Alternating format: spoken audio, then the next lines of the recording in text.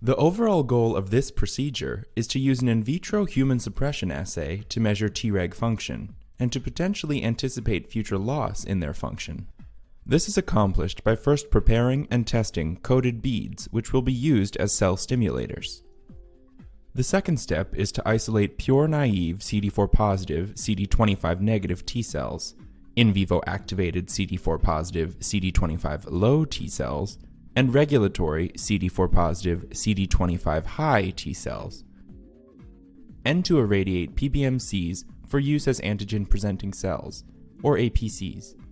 Next, single cultures are set up of naive or activated T cells as responders, with PBMCs as APCs, or co-cultures under the same conditions but with Tregs added at a 1:10 ratio.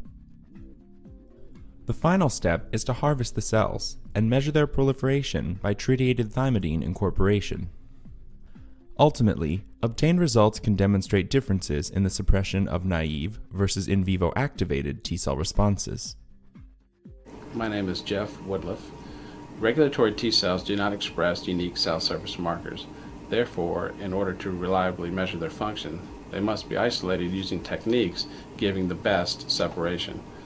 The main advantage to using fluorescence-activated cell sorting over other methods like max isolation is that FACS offers the purest cell populations that can be achieved.